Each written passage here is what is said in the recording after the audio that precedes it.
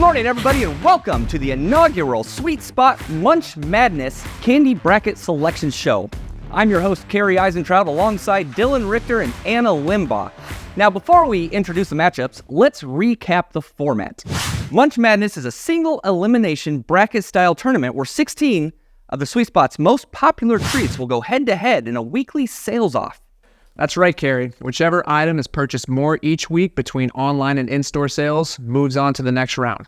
We start with the Sweet 16, we move on to the Elite 8, then we have the Flavor 4, and it all culminates in the championship match. 16 sweets, 4 weeks, 1 champion. Should we give the people what they came for? Kerry, let's introduce the teams. Let's start with the West region. In our first matchup, we have the number 1 overall seed, Build Your Own Bulk Bags, at 37 sales a week. Against the 9 seed, Hank's Cheesecake, at 21 sales a week. That's right, Kerry. There's no surprise here. With over 80 options, the Build Your Own Bag team, they're simply massive. I've watched Hank's closely this year, and while they're anchored by the best-selling chocolate chip, their role players have really stepped it up. Turtle, Tiramisu, and Key Lime are playing lights out. Moving on to our next matchup, we have the 5 seed Milka Bars at 25 sales a week against the 13 seed Candy and Bubblegum Cigarettes at 14 sales a week. This is going to be a fun one, Kerry. The bad boys of the tournament. Candy and Bubblegum Cigarettes, they may be controversial, but you can't argue with their history. And look, I've seen a few kids who go through a pack a day. And the International All-Star Milka Bar squad from Germany.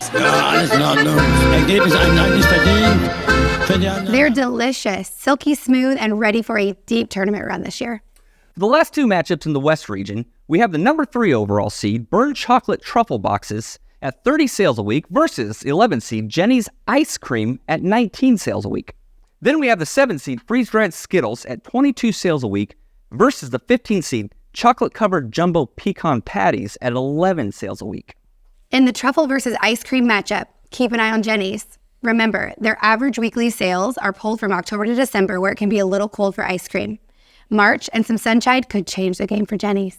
Speaking of changing the game, freeze-dried Skittles seemingly came out of nowhere, and now they're hanging with the big boys. Don't be surprised if you see freeze-dried Skittles in the Flavor 4.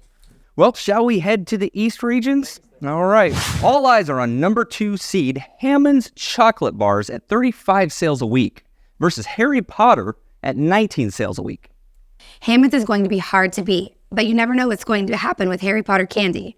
They've got some tricks up their sleeve we've simply never seen before. That's right, Anna. Tricks, that's an understatement. Watch this highlight clip here. Keep your eye on the chocolate wand.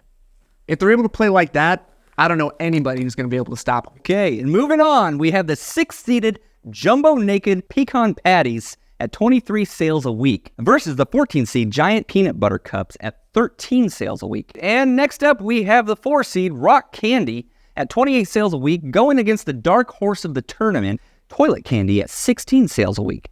Now, Rock Candy is a perennial powerhouse, but Sour Flush, Peekapoo, Pooplets, the roster's loaded. You're right about that, Kerry. Toilet Candy, look for them to make a splash in this year's tournament. These low-seeded teams that give you the runs, go on a run. You can usually feel them coming, but sometimes they pop up out of nowhere and your stomach just drops.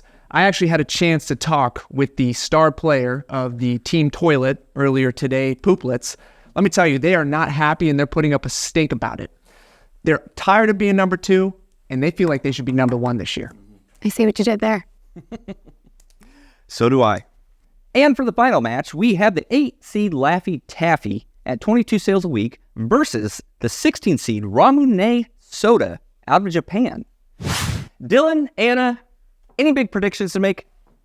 We could tell you what we think, but we'll do you one better. We have NCAA March Madness expert Seth Davis on the line, who knows a little something about the magic in March. Hey, Seth, what do you think? My first round upset, I'm going with the 11-seeded Jenny's Ice Cream to shock the world and knock off the 3-seed Chocolate Truffle Gift Box. You hear that, Sister Jean? My overall winner, I'm going with, of course, Hammond's Chocolate Bars. Who isn't? I realize that's kind of chalky. Anyway, enjoy the madness, everybody. Thanks for participating. And pray for a win. Well, there you have it. Folks at home, it's time to make your predictions. You can fill out a bracket online by following the link below or download a hard copy and turn it into the sweet spot by March 17th. Prizes will be awarded to the highest scoring brackets, including a $10,000 grand prize if anyone submits a perfect bracket, including the score of the championship match. Good luck, and we'll see you in a few weeks when the games begin.